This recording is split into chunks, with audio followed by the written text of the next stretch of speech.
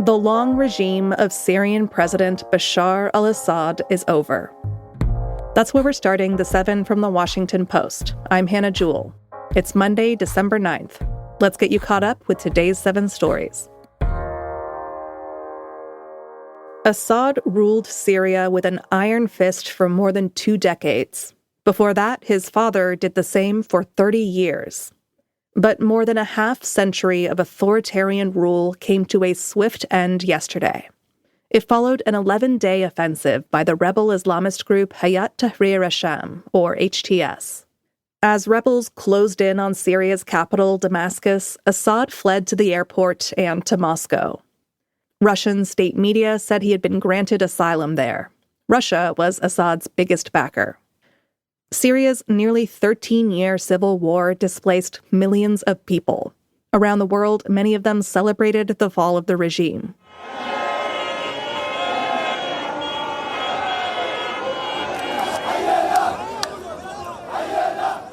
That was the sound of celebrations in Turkey and in Greece. Back in Syria, guards at Assad's notorious government prisons abandoned their posts. Families arrived to search for their loved ones, some who had been missing for decades. The U.S. responded by launching airstrikes on Islamic State camps in Syria and said it was looking to help stabilize the country. President Biden spoke yesterday about the situation. So it's now incumbent upon all the opposition groups to seek a role in governing Syria, to demonstrate their commitment to the rights of all Syrians, the rule of law, and the protection of religious and ethnic minorities. Number 2. Donald Trump said that people who investigated him should be jailed. This weekend, the president-elect sat down with NBC News for his first post-election TV interview. He told Meet the Press that members of Congress who led an inquiry into his role in the January 6th attack on the Capitol should face prison. That includes former Congresswoman Liz Cheney, who was the panel's top Republican. Here's the exchange with NBC's Kristen Welker. Everybody on that committee, for what they did, honestly, they should go to jail. So you think Liz Cheney should go to jail? For what they did. Everyone on the committee, you think I think should everybody go to jail. Anybody that voted in favor. Are you going to direct your FBI director and your attorney general to send them to jail? No, not at all. I think that they'll have to look at that.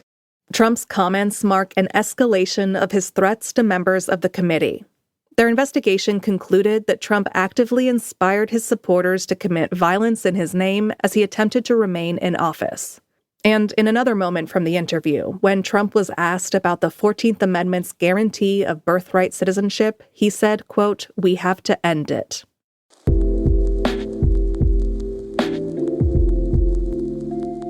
Number 3. Jay-Z and Sean Diddy Combs were accused of raping a 13-year-old girl. Combs is currently jailed awaiting a sex trafficking trial. He's also facing dozens of lawsuits alleging sexual assault and other crimes.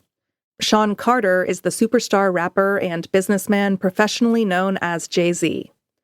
And yesterday, a lawsuit filed in October against Combs was refiled after it was amended to also name Jay-Z as a defendant.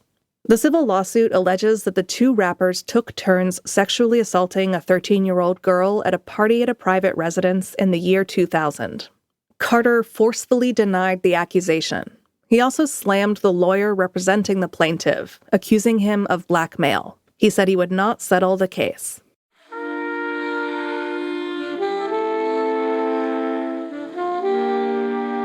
Number 4. Border drownings rose as Texas clamped down on migrants. More than 1,100 people drowned crossing the Rio Grande between 2017 and 2023. That's hundreds more than the U.S. or Mexico reported. This is according to an investigation from the Post and its partner news organizations. Our reporting found that deaths peaked in 2022. That's when border crossings into the U.S. soared. And nowhere in Texas have more people died than in Eagle Pass. That's where Texas Governor Greg Abbott has concentrated his $11 billion border security initiative known as Operation Lone Star. Abbott and the Biden administration have clashed over how to respond to the surge in crossings. Abbott has installed dozens of miles of razor wire, shipping containers, and buoys to block the river. Many Americans prefer sprawl to walkable neighborhoods. That's our fifth story. In a recent survey, American adults were asked what they would prefer out of two styles of neighborhood. One with smaller houses that was within walking distance of schools, stores, and restaurants, or one with larger houses but with those same amenities several miles away. Nearly 60% said they would prefer the one with bigger houses without the immediate access to the amenities. The only demographic groups in which majorities chose the walkable neighborhood were the young, highly educated, and Democratic-leaning. A new study calculated how long it takes to walk to a bundle of amenities in some 200 U.S. metro areas. The work was inspired by the 15-minute neighborhood, an idea that has gained recent popularity. In our newsletter, you can find a tool that tells you if you live in a 15-minute neighborhood. Just follow the link in our show notes. Number 6. Oregon and Georgia earned the top seeds in the college football playoff. The full bracket for this inaugural 12-team tournament was revealed yesterday afternoon on ESPN. The number 1 Ducks beat Penn State on Saturday to win the Big Ten championship, and they remain college football's only unbeaten team. The Georgia Bulldogs, meanwhile, have won 5 in a row, including a win on Saturday over Texas for the SEC title. One surprise in the lineup is that Alabama was left out.